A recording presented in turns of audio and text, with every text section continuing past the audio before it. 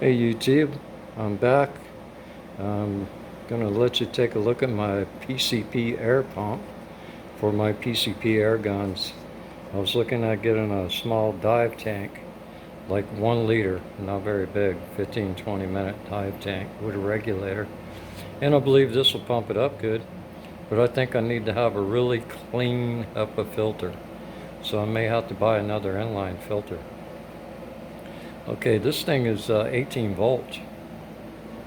Okay, so I can take it to the field. It pumps my air guns up. I've got two air guns. Both of them are pistols. One's an AEA semi-auto pistol. The other one is a Talon P carbine by Air Force. And it pumps them up pretty quick. Just to top them off from 100 bar to 250 bar. About 3 minutes, not bad. It holds a charge for 30 minutes, and that's about 4 times I can pump the guns up. It's really nice. I can take it to the woods,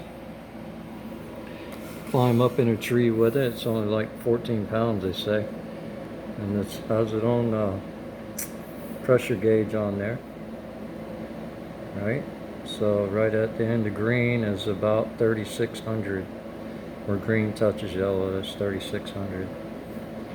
Okay, and then you have the relief valve. It's manual, so you have to watch the gauge. The gauge is pretty consistent. I've checked the gauge with the gauge on the gun, and they match out pretty good. This is a 25 caliber semi-automatic AEA air gun. Okay, so you have a filter right here. Inside there, you take this off and you got a filter in there, and they give you filters with it. They give you an O-ring for the piston and a few other pieces with it. Got a nice flexible hose. Got 2 fans, and they run pretty good. It never gets hot enough to burn your skin. You can take this part of your arm and put it on that metal or the head, and it won't burn you. It's cold right now, but even when it's pumped up one gun, then I let it sit for about 15 minutes. Let it cool back off. Sometimes I'll put an auxiliary fan on it to speed it up. Alright, so at the back of it, there's also a filter right here. And it goes behind the battery. It always wants to give you a hassle. Anyhow, I don't have any fingernails. But you can pull that out, and that's right there. So it's easy to get to. And you install the battery, and the battery just pushes right up against it. Like right there, see? Okay, so put that in place, and it just sets right up against the battery. Like that. Nice little setup. Take it right to the woods, no problem. Got a handle on it. Pick it up, pick it down. On and off switch. Turns on the fan automatically. You don't have to have oil for this compressor or anything. I already have my fill probe for my AEA sticking in it, and I just stick the clip in there like that and store it. So it works pretty good. So it is really nice. I paid $4.25 for it, all said and done, off of Amazon. You can get them on Amazon. Nice little compressor. They've come a long way, believe it or not. So another $100, you can buy this gun. It's cost me like $5.20. Okay, so yeah, you're talking almost $1,000 between the two. So yeah, you could go out and buy real firearms, a bunch of them for that kind of money. But I don't have the hassle of a firearm or the paperwork or none of that either, and I still get a machine that's just as powerful. Okay, so this is how it goes in there. You put the fill probe in there.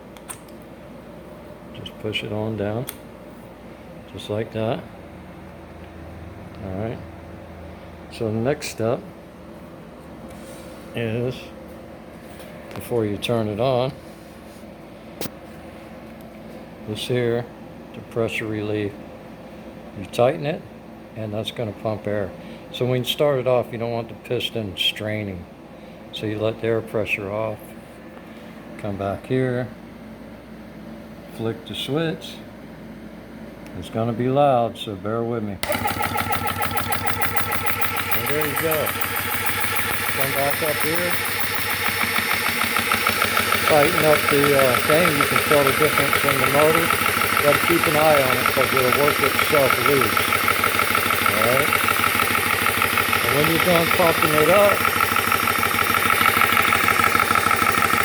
some people say loosen this and then turn it off. But you can do it either way. You can leave it tight and turn it off. Then loosen it. And then you got all the pressure off of it. And you just pull it out in the port. Just like that.